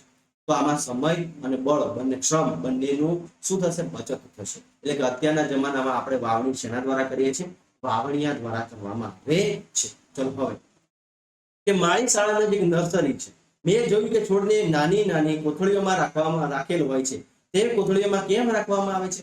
આપણે બધા નર્સરીમાં જોયું છે કે છોડ હોય, બરાબર છે, નાની નાની કોથળીઓમાં રાખવામાં આવે છે. બરાબર છે? શેમાં રાખવામાં આવે છે? કે નાની નાની કોથળીઓમાં રાખવામાં આવે છે. કેમ નાની નાની કોથળીઓમાં રાખવામાં આવે છે? તો અહીંયા પહેલી કહે છે કે ડાંગર જેવા કેટલાક છોડના બીજને પહેલા નર્સરીમાં ઉગાડવામાં આવે છે. જ્યારે તેમના રોપાઓ તૈયાર થઈ જાય ત્યારે તેમને મનુષ્ય દ્વારા ખેતરમાં રોપવામાં આવે છે. શું કરવામાં આવે છે? કે નાના નાના પાક જે હોય ને એનું ધરું રોપવામાં આવે છે, એટલે કે નાના નાના છોડ તૈયાર કરવામાં આવે છે. પછી એને સરળતાથી એક જગ્યાએથી બીજી જગ્યાએ લઈ જવા માટે એને કોથળીઓમાં પેક કરવામાં આવે છે અને પછી માણસો દ્વારા એને એક જગ્યાએથી બીજી જગ્યાએ રોપવામાં આવે છે. અને કેટલીક વનસ્પતિઓ તેમજ પુષ્પો વનસ્પતિઓ પણ નર્સરીમાં ઉછેરવામાં આવે છે. તો હવે ખબર પડી ગઈ નર્સરીમાં કેમ રોપાઓ ઉછેરવામાં આવે છે અને કોથળીઓમાં પેક કરવામાં આવે છે. કેમ? કે એને એક જગ્યાએથી બીજી જગ્યાએ સરળતાથી લઈ જવામાં આવે છે અને ત્યાં રોપવામાં આવે છે. એટલા માટે એને નાની નાની કોથળીઓમાં પેક કરવામાં આવે છે. કે છોડની વચ્ચે થતી ગીચતાને રોકવા માટે બીજની વચ્ચે યોગ્ય અંતર હોવું અત્યંત આવશ્યક છે. કે આપણે છોડને રોપીએ છીએ તો બે છોડ વચ્ચે રહેલું અંતર આવશ્યક છે. બરાબર છે. આ રીતે પણ અંતર હોવું જોઈએ ને, એક છોડ પછી એક છોડ, બરાબર છે. કે આ રીતે આપણે છોડ રોપતા હોય 1 2 3 4 આ બીજ રોપ્યા, આ રીતે પણ એમના વચ્ચે શું હોવું જોઈએ? અંતર હોવું જોઈએ. જો આ બધું અંતર, આ જગ્યા હોવી જોઈએ. એનાથી એ જગ્યાથી શું ફાયદો થતો કે એનાથી છોડને પૂરતો સૂર્યપ્રકાશ મળી રહેશે, પછી ભૂમિમાંથી પૂરતા પોષક તત્વો મળી રહેશે, તેમજ પાણી પ્રમાણમાં પ્રાપ્ત થશે અને સમયાંતરે અત્યંત ગીચતા પણ રોકવા માટે કેટલાક છોડને દૂર કરી દેવામાં આવે છે. કે આ અંતર રાખવા માટે ફાયદા શું થાય? તો કે એને પૂરતા પ્રમાણમાં સૂર્યપ્રકાશ મળી રહે, પછી એને જમીનમાંથી પૂરતા પ્રમાણમાં પોષક તત્વો મળી રહે, પાણી મળી રહે, એટલા માટે બંને વચ્ચે જગ્યા રાખવામાં આવે છે. અમુક વાર જો જગ્યા ના હોય તો વચ્ચેથી છોડને ઉખાડી પણ લેવામાં આવે છે, એટલે કે દૂર પણ કરવામાં આવે છે. આ વાવણીનો જે પ્રકાર છે. તો એનાથી આપણે આગળ જઈએ. કુદરતી અને કૃત્રિમ ખાતર ઉમેરવું. શું છે ભાઈ? કુદરતી અને કૃત્રિમ ખાતર ઉમેરવું. ચલો ખાતર વિશે આપણે જોઈએ. કુદરતી અને કૃત્રિમ ખાતર ઉમેરવું એટલે શું? કે વનસ્પતિને સ્વચ્છ વૃદ્ધિ માટે પોષક દ્રવ્ય સ્વરૂપે જે પદાર્થોને માટીમાં ઉમેરવામાં આવે છે તેને કુદરતી ખાતર અને કૃત્રિમ ખાતર કહે છે. કુદરતી અને કૃત્રિમ ખાતર કોને કહેવામાં આવે છે?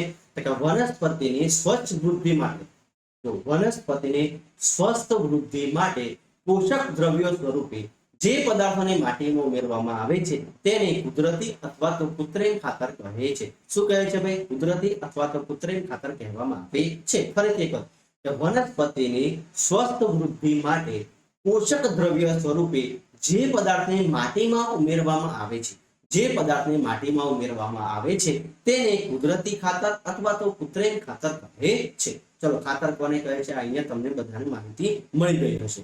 કે ચલો આગળ. મેં એક ખેતરમાં ઉગેલા સ્વસ્થ પાકને જોયો, જ્યારે પાસેના ખેતરમાં છોડ નબળા હતા. બે ખેતર હતા.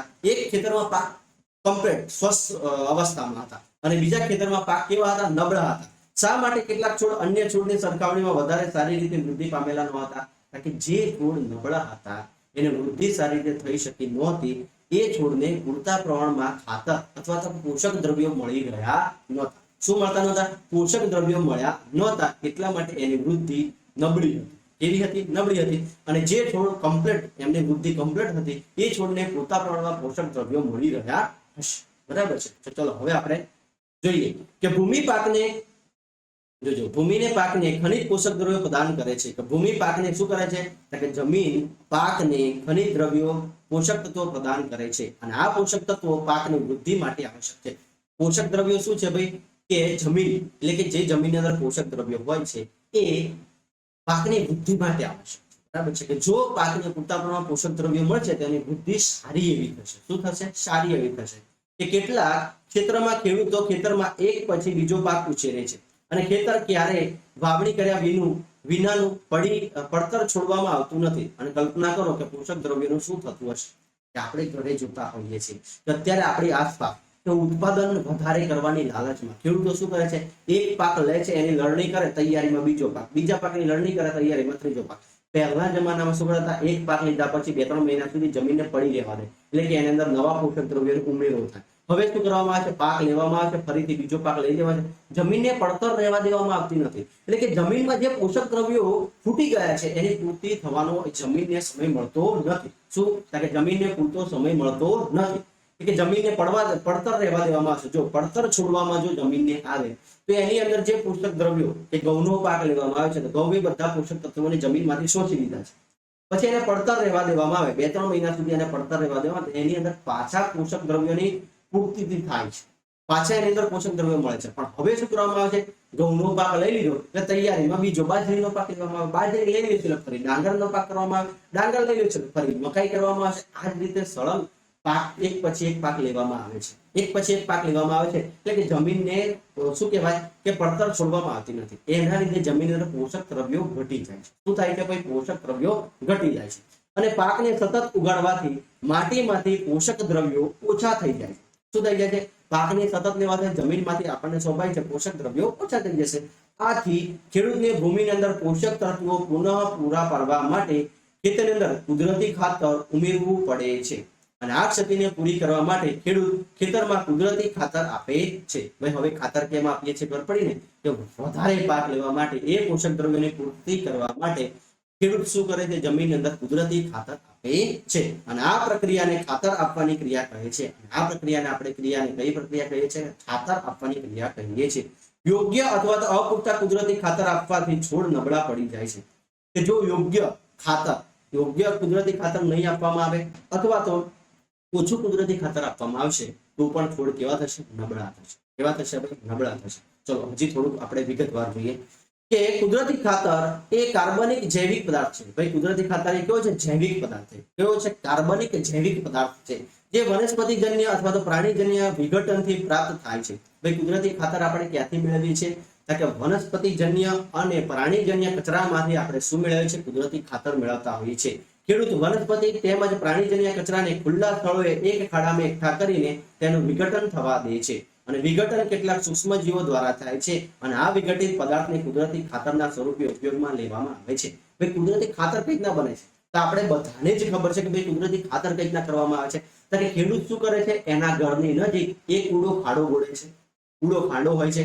એ ખાડાની અંદર ગાય ભેંસનું મળમૂત્ર નાખવામાં આવે છે. પછી ઘરનો જે કચરો હોય એ બધું નાખવામાં આવે છે. આ બધા કચરાનું સેન્દ્રિય પદાર્થો અંદર શું સૂક્ષ્મ જીવો પડશે. એ સૂક્ષ્મ જીવો ધીરે ધીરે બધાનું વિઘટન કરશે અને વિઘટન થઈ ગયા પછી આપણને કુદરતી ખાતર તૈયાર થયેલું જોવા મળે છે. થાય છે કુદરતી ખાતર કઈ રીતના થાય છે?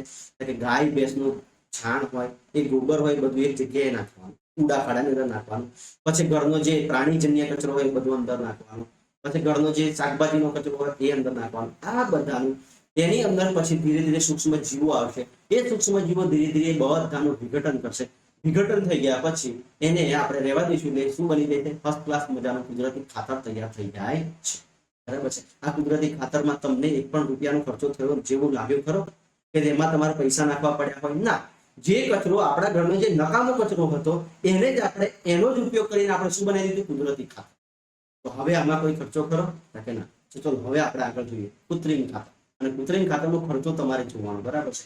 કે ઘરે તમારા મમ્મી પપ્પા હોય એમને પૂછવાનું કે જે બજારમાંથી આપણે કૃત્રિમ ખાતર લાવીએ છીએ એ એક થેલી કેટલાની આવે છે? એક ગુણ કેટલાની આવે છે? આ તમારે અંદાજો લગાડવાનો. જે કુદરતી ખાતર મફત તૈયાર થાય છે એની સામે આપણે કૃત્રિમ ખાતર લાવી અને કેટલું વધુ નુકસાન કરીએ છીએ જોવાનું છે. ચલો એના વિશે ભણીએ કે કૃત્રિમ ખાતર એવા રસાયણો જે ચોક્કસ પોષક દ્રવ્યોથી સમૃદ્ધ હોય. જોજો પ્રયોગશાળાની અંદર નક્કી કરવામાં આવે કે જમીનમાં આ પોષક દ્રવ્યોની જરૂર હશે અને એ બધા પોષક દ્રવ્યોને ભેગા કરી અને પ્રયોગશાળાની અંદર શું બનાવવામાં આવે છે? કૃત્રિમ ખાતર બનાવે છે. કુદરતી ખાતર કેવી રીતે જુદા પડે છે? કે કૃત્રિમ ખાતરનું ઉત્પાદન કારખાનામાં કરવામાં આવે છે જ્યારે કુદરતી ખાતરનું ઉત્પાદન આપણે ઘરે કરીએ છીએ. કૃત્રિમ ખાતરમાં કેટલાક ઉદાહરણો યુરિયા. ભાઈ કૃત્રિમ ખાતરના પરીક્ષામાં તમને પૂછાય કૃત્રિમ ખાતરના ઉદાહરણો આપો તો પહેલું યુરિયા, પછી એમોનિયમ સલ્ફેટ, પછી સુપર ફોસ્ફેટ, પછી પોટાશ, એનપીકે, નાઇટ્રોજન, પોટેશિયમ અને પોટાશ અને પોટેશિયમ. બરાબર છે. થાય છે. આ બધા શું થયા? કૃત્રિમ ખાતરના ઉદાહરણો. કે કૃત્રિમ ખાતરનો ઉપયોગ ખેડૂતને ઘઉં, ડાંગર, મકાઈ જેવા પાકને સારી ઉપજ પ્રાપ્ત કરવા માટે સહાયતા મળે છે. પરંતુ કૃત્રિમ ખાતરના અંતે વધારે ઉપયોગથી જમીનની ફળદ્રુપતામાં ઘટાડો થાય છે. ભાઈ જમીનની શેમાં? ફળદ્રુપતામાં ઘટાડો થાય છે. જોજો કૃત્રિમ ખાતર શું છે? કે વૈજ્ઞાનિકોને ખબર છે કે જમીનમાં વનસ્પતિને આ જ પોષક તત્વોની જરૂર હશે કે જે પોષક તત્વોની જરૂર હોય એ પોષક તત્વોનો ઉપયોગ કરી અને વનસ્પતિ ખાતર શું કહેવાય? વૈજ્ઞાનિકો ખાતર કારખાનાની અંદર ખાતર બનાવશે. ધારો કે યુરિયાની જમીનની અંદર યુરિયાની જરૂર છે તો યુરિયા ખાતર બનાવશે. જમીનની અંદર એમોનિયમ સલ્ફેટની ઉણપ છે તો એમોનિયમ સલ્ફેટ ખાતર બનાવ્યું. જમીનની અંદર સુપર ફોસ્ફેટની જરૂર છે તો સુપર ફોસ્ફેટ બનાવ્યું. જમીનની અંદર પોટાશની જરૂર છે તો પોટાશ બનાવ્યું. અને જમીનમાં એમોનિયમ, પોટેશિયમ, સલ્ફેટ બધાની જરૂર પડે છે એનપીટી બનાવ્યું. બરાબર છે. આ ખાતર બનાવ્યું. હવે જે જમીનમાં જે વસ્તુ હશે એ ખાતર નાખવાનું. એ મકાઈ છે, બાજરી છે, ઘઉં છે, જેને જે પ્રકારના પોષક દ્રવ્યો વધારે જરૂર હોય એ પ્રકારનું ખાતર નાખવાનું. એટલે પોષક દ્રવ્યો મળશે અને એનું ઉત્પાદન શું થશે? વધારે થશે. કુદરતી ખાતર કરતા કૃત્રિમ ખાતરનું ઉત્પાદન વધારે થાય છે પણ એના નુકસાન પછી જ્યારે કુદરતી ખાતર આપણે નાખીશું તો જમીનને સહેજ પણ નુકસાન થશે. ઉડતી જમીન વધારે ફળદ્રુપ બનશે. જ્યારે કૃત્રિમ ખાતરનો વધારે ઉપયોગ કરીશું તો જમીન શું થશે? ફળદ્રુપતામાં ઘટાડો થશે. અને કૃત્રિમ ખાતર જળ પ્રદૂષણનો સ્ત્રોત હોય છે.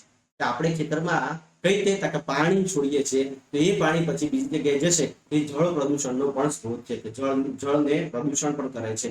અને જમીનને ફળદ્રુપતા જાળવી રાખવા માટે કૃત્રિમ ખાતરમાં સ્થાને કુદરતી ખાતરનો ઉપયોગ કરવો જોઈએ. એટલા માટે આપણને અહીંયા કહેવામાં આવે છે એક તો જમીનની ફળદ્રુપતા ઘટાડી દે છે કૃત્રિમ ખાતર.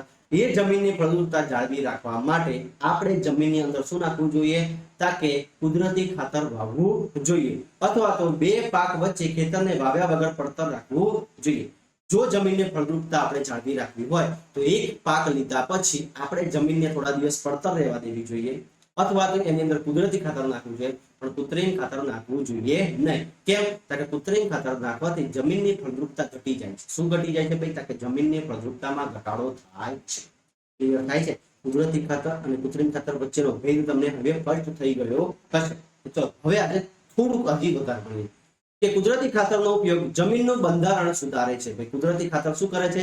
જમીનનું બંધારણ સુધારે છે, જમીનની ફળદ્રુપતા વધારે છે. અને એ ખાતર પાછળ આપણે કોઈ પણ ખર્ચો પણ થતો નથી. તો આપણે શેની કુદરતી ખાતર જ વાવવું જોઈએ જેની જળ ધારક ક્ષમતામાં વધારો કરે છે. એટલે કે જમીનમાં જો કુદરતી ખાતર રાખીશું તો ધીરે પાણી વધારે શું કહેવાય પાણીનો વધારે વ્યય પાણીને પકડી રાખશે. જ્યારે કૃત્રિમ ખાતર નાખ્યું ત્યારે પાણીને પકડી રાખશે નહીં, પાણીને વહેવાડી દેશે. બરાબર છે?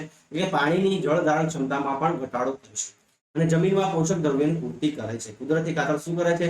જમીનનું બંધારણ સુધારે છે, જમીનની જળ ધારણ ક્ષમતામાં વધારો કરે છે અને પોષક તત્વોથી પૂર્તતા કરે છે. જમીનમાં પોષક દ્રવ્યોની પૂર્તતા માટે અન્ય એક રીત છે પાકની ફેરબદલી. જમીનમાં જો પોષક તત્વો તમારે પાછા લાવવા હોય તો એક પદ્ધતિ છે. કઈ છે? પાકની ફેરબદલી. કે તેમાં જુદા જુદા પાકને એકાંતરે ઉછેરવામાં આવે છે. અને પહેલા ઉત્તર ભારતમાં ખેડૂતો એક ઋતુમાં કઠોળ ઉગાડતા હતા અને બીજી ઋતુમાં ઘઉં ઉગાડતા. તેનાથી જમીનમાં નાઇટ્રોજનની પૂર્તતા થતી હતી અને ખેડૂતોને આ પદ્ધતિ સુધારવા માટે પ્રોત્સાહન કરવામાં આવે છે. આ જમીનમાં લોકો શું કરતા હતા કે પહેલા પાક કયો લે? કઠોળ લે તો પછી અનાજ, કઠોળ લે પછી અનાજ. બરાબર છે? આ રીતે એકબીજામાં કઠોળ અને બીજી ઋતુમાં ઘઉં, એટલે કે એક ઋતુમાં અનાજનો પાક લે તો બીજી અનાજ લઈ લીધું, પછી કઠોળ વાવે, ફરી અનાજ વાવે, ફરી કઠોળ વાવે. આ કરવાથી જમીનની અંદર નાઇટ્રોજનની પૂર્તતા થાય છે. શું થાય છે? અને જમીનમાં વનસ્પતિને સૌથી વધારે શેની જરૂર પડતી હોય છે? કયા પોષક દ્રવ્યોની જરૂર પડે? નાઇટ્રોજનની જરૂર પડે. શેની જરૂર પડે ભાઈ? નાઇટ્રોજનની જરૂર પડે છે. અને એ નાઇટ્રોજનની પૂર્તતા કોણ કરી દે છે? કઠોળ કરે છે. એ કઠોળના મૂળિયાની અંદર, કઠોળના મૂળિયાની અંદર શું જોવા મળે છે? રાઇઝોબિયમ નામના બેક્ટેરિયા જોવા મળે. શું જોવા મળે છે? રાઇઝોબિયમ નામના બેક્ટેરિયા જોવા મળે છે. અને એ રાઇઝોબિયમ બેક્ટેરિયા વાતાવરણમાંનો નાઇટ્રોજન, જોજો વાતાવરણમાં આપણને બધાને ખબર છે કે વાતાવરણમાં ભાઈ નાઇટ્રોજન કેટલા ટકા હોય છે? 78%. કેટલો હોય છે ભાઈ? નાઇટ્રોજન કેટલા ટકા હોય છે? 78% આપણને જોવા મળે છે. પણ વાતાવરણમાં જેમ વનસ્પતિ કાર્બન ડાયોક્સાઇડ લે છે ને એમ નાઇટ્રોજન લઈ શકતી નથી. એટલા માટે જ આપણે નાઇટ્રોજન વનસ્પતિ ક્યાંથી લે છે? મૂળિયા મારફતે લે છે. ક્યાંથી લે છે? મૂળિયા મારફતે લે છે. એ મૂળિયા મારફતે નાઇટ્રોજન લે છે. બરાબર છે? તો એ નાઇટ્રોજનની ઉણપ સર્જાય છે. પણ એ નાઇટ્રોજનને પાછું કોણ લાવે છે? કે કઠોળ વર્ગની વનસ્પતિ આપણે વાવીશું એટલે કઠોળ વર્ગના મૂળિયાની અંદર રાઇઝોબિયમ નામના બેક્ટેરિયા જોવા મળે છે. કયા બેક્ટેરિયા જોવા મળે ભાઈ? રાઇઝોબિયમ નામના બેક્ટેરિયા જોવા મળે છે. અને એ રાઇઝોબિયમ નામના બેક્ટેરિયા શું કરે છે? જમીનની અંદર નાઇટ્રોજનની સ્થાપના કરે છે. કે જ્યારે આપણે કઠોળનો પાક લઈ લઈશું ને ત્યારે આખી જમીનની અંદર સૌથી વધારે નાઇટ્રોજન જોવા મળશે. અને એના પછી જે પાક લેવામાં આવશે એને પુષ્કળ પ્રમાણમાં નાઇટ્રોજન મળશે એટલે અઢળક ઉત્પાદન થશે. એટલે કે આપણે શું કરવું જોઈએ? અનાજનો પાક લીધા પછી કઠોળનો પાક લેવો જોઈએ, કઠોળનો પાક લીધા પછી ફરી અનાજનો પાક લેવો જોઈએ, અનાજનો પાક લીધા પછી ફરી કઠોળનો પાક લેવો જોઈએ. એટલે કે જમીનની અંદર નાઇટ્રોજનની પૂર્તતા થશે. ક્લિયર થઈ ગયું? કે રીતે નાઇટ્રોજનની પૂર્તતા થાય છે? ચલો આગળ જઈએ. અગાઉના ધોરણમાં તમે રાઇઝોબિયમના બેક્ટેરિયા વિશે અભ્યાસ કરી ચૂક્યા છો. તે સિમ્બિકુળ એટલે કે કઠોળ વર્ગની વનસ્પતિના મૂળિયાના મૂળ ગંડિકાઓમાં જોવા મળે છે. ક્યાં જોવા મળે છે? મૂળિયાની મૂળ ગંડિકામાં રાઇઝોબિયમ નામના બેક્ટેરિયા જોવા મળે છે. અને એ કયા વર્ગની વનસ્પતિ? કઠોળ વર્ગની. અને એને બીજું કયું નામ આપ્યું છે? સિમ્બિકુળની વનસ્પતિ. એટલે તમને પરીક્ષામાં પૂછાય કે રાઇઝોબિયમ નામના બેક્ટેરિયા કયા કુળની વનસ્પતિમાં જન્મ લે છે? તો કે રાઇઝોબિયમ નામના બેક્ટેરિયા સિમ્બિકુળની વનસ્પતિ અથવા તો કઠોળ વર્ગની વનસ્પતિના મૂળિયાની મૂળ ગંડિકામાં વસવાટ કરે છે. ક્યાં વસવાટ કરે છે ભાઈ? મૂળિયાની મૂળ ગંડિકામાં વસવાટ કરે છે. અને તેઓ વાતાવરણમાં રહેલા નાઇટ્રોજનને જમીનમાં સ્થાપે છે.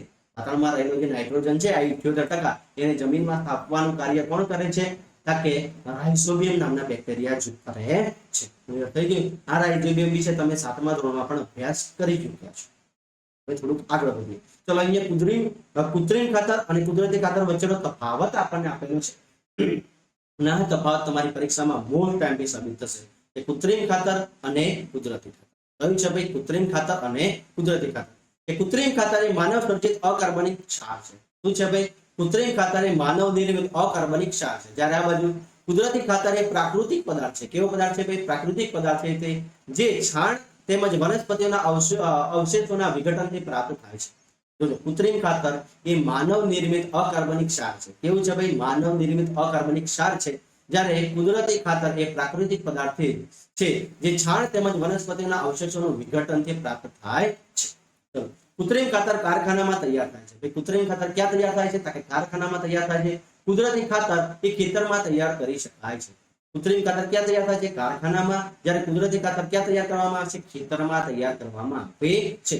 કૃત્રિમ ખાતરથી જમીનને સેન્દ્રિય પદાર્થો તો પ્રાપ્ત થતા નથી. ભાઈ કૃત્રિમ ખાતરથી સેન્દ્રિય પદાર્થો પ્રાપ્ત થતા નથી. જ્યારે કુદરતી ખાતરથી જમીનને ભરપૂર માત્રામાં સેન્દ્રિય પદાર્થો પૂરા પડે છે, સેન્દ્રિય પદાર્થો પ્રાપ્ત થાય છે. જોજો, તફાવત સ્વરૂપે બરાબર છે કે કૃત્રિમ ખાતરથી સેન્દ્રિય પદાર્થો પ્રાપ્ત થતા નથી, જ્યારે કુદરતી ખાતરથી સેન્દ્રિય પદાર્થો પ્રાપ્ત થાય છે. કૃત્રિમ ખાતર વનસ્પતિ માટે જરૂરી પોષક દ્રવ્યો જેવા કે નાઇટ્રોજન, ફોસ્ફરસ અને પોટેશિયમથી ભરપૂર માત્રામાં હોય છે. અને કુદરતી ખાતર વનસ્પતિ માટે જરૂરી પોષક દ્રવ્યો સાપેક્ષ રીતે ઓછી માત્રામાં પ્રાપ્ત હોય છે. જેને નાઇટ્રોજન, પોટેશિયમ અને ફોસ્ફરસની જરૂર હોય છે એ કુદરતી ખાતરમાં કેવા હોય છે? ઓછા હોય છે. કેવા હોય છે? ઓછા હોય છે. જ્યારે આમાં કેવા હોય છે? વધારે હોય છે. બધી ફોર્મ્યુલાનો તફાવત આપણે પડીએ કે માનવ નિર્મિત અકાર્બનિક પદાર્થોનો બનેલો છે. આ બાજુ છાણ અને વનસ્પતિના અવશેષોનું વિઘટનથી તૈયાર થાય છે. કૃત્રિમ ખાતર કારખાનામાં તૈયાર થાય છે. જ્યારે કુદરતી ખાતર ખેતરમાં તૈયાર થાય છે. કૃત્રિમ ખાતરથી સેન્દ્રિય પદાર્થો મળતા નથી, જ્યારે કુદરતી ખાતરથી સેન્દ્રિય પદાર્થો મળે છે.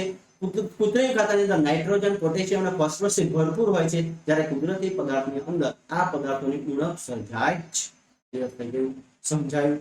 ચલો પછી થોડા આગળ વધીએ કે કુદરતી ખાતરના ફાયદા. પરીક્ષામાં તમને પૂછાય કે ભાઈ કુદરતી ખાતરના ફાયદા જણાવો. શું જણાવો? કુદરતી ખાતરના ફાયદા કે જે ખાતરને કુદરતી ખાતરની તુલનામાં વધારે સારું ગણવામાં આવે છે, જેના મુખ્ય કારણ કે જે જમીનની જળ ધારણ ક્ષમતામાં વધારો કરે છે. ભાઈ કુદરતી ખાતર શું કરે છે? જમીનની જળ ધારણ ક્ષમતામાં વધારો કરે છે. તે જમીનને છિદ્રાળુ બનાવે છે, જેનાથી વાયુ વિનિમયની સરળતાથી પ્રાપ્ત થાય છે. એટલે કે વનસ્પતિને શ્વાસોશ્વાસની પ્રક્રિયામાં તકલીફ પડતી નથી. તે ફાયદાકારક સૂક્ષ્મ જીવોમાં વધારો કરે છે. સૂક્ષ્મ જીવોનો પણ વધારો કરે છે. તે જમીનના બંધારણ સુધારે છે. જમીનનું બંધારણ સુધારે છે. કુદરતી ખાતરના ફાયદા કયા કયા છે? જમીનની જળ ધારણ ક્ષમતામાં વધારો કરે છે. જમીનનું બંધારણ જાળવી રાખે છે. જમીનને છિદ્રાળુ બનાવે છે, જેનાથી વનસ્પતિ વાત વિનિમયની પ્રક્રિયા સરળતાથી કરી શકે છે. કુદરતી ખાતરથી સૂક્ષ્મ જીવોનો વધારો થાય છે અને જમીનનું બંધારણ જાળવી રાખે છે. તો અહીંયા આપણે આ વિડીયોને પૂરો કરીએ છીએ. હજી થોડુંક બાકી છે, આગળનું બાકી છે, એ આપણે નવા વિડીયોમાં જોઈશું. બરાબર છે? જો વિડીયો તમને ગમ્યો હોય તો લાઈક કરો, શેર કરો અને તમારા મિત્રો સુધી પહોંચાડો. અસ્તુ. જય હિન્દ, જય ભારત.